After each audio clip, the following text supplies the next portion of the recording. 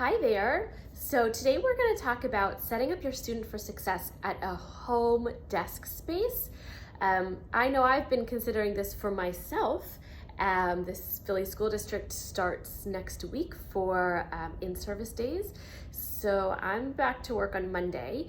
And I'm starting to get ready and think that through. So I want to talk to you about setting your student up for success. If they're in person, face-to-face school, great. I know a lot of private schools around here are, but if your student is virtually learning, that's gonna look different this year. I know it's new content, new teacher. Some of the schools are looping, but meaning they have the same teacher from last year, but it's gonna look different and the days are gonna be regular hours for school hours. So I just want to take a minute and talk through that, and some things you probably will already have thought of and maybe some you haven't.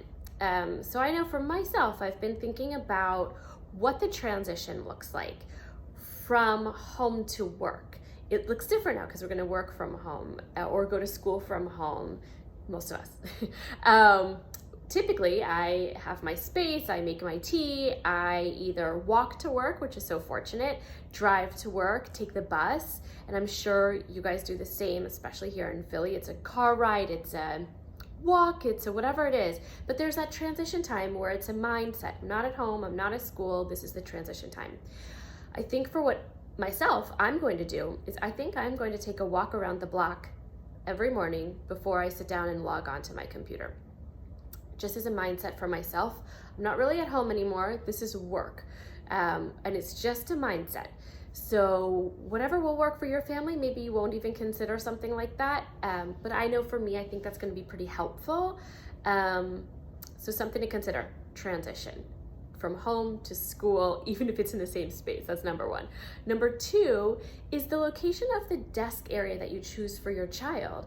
I know I have really big windows in the front of my house. If I sat there with my desk there, I'd be very distracted.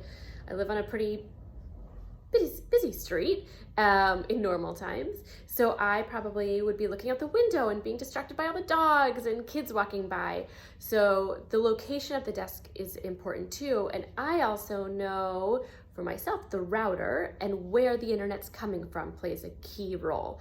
So you'd want your student to be closer to that so the internet access is as strong as possible. So that's that, and with the desk itself goes seating. Remember, we have talked about 90-90-90. You want your students' feet to be on the ground, and if they're not on the ground, put a block or an old phone book or a ball or something under their feet so they can have them flat. And if they need to fidget with that ball, that's okay too. And if they need something to sit on, like we talked about last week, for a little bit of wiggle or sit on a therapy ball sometimes, as an OT, that would be fine with me too, and I'm sure with the teachers.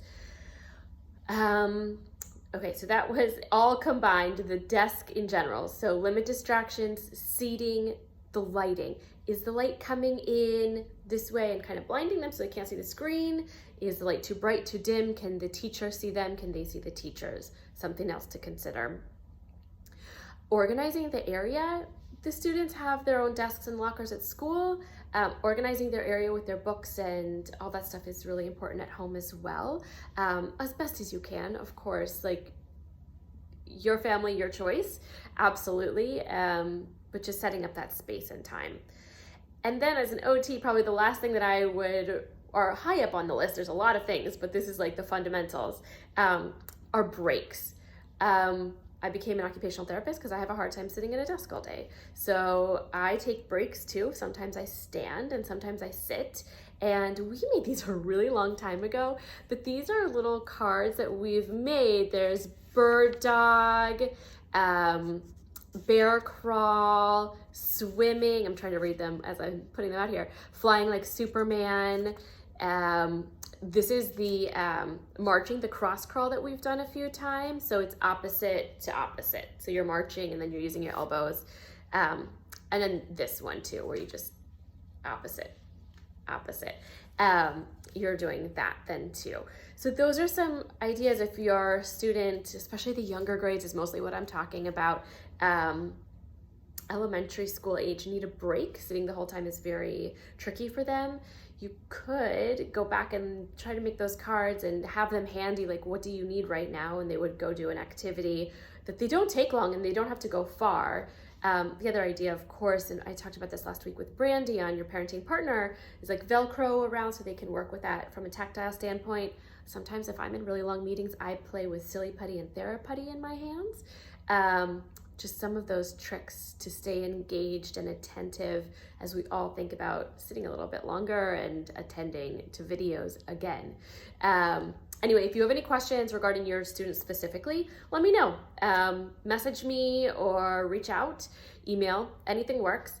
But we'll see you tomorrow for Dance Party Friday with Lucy Bacon, and maybe we can get the fish in there tomorrow too. I'm not so sure.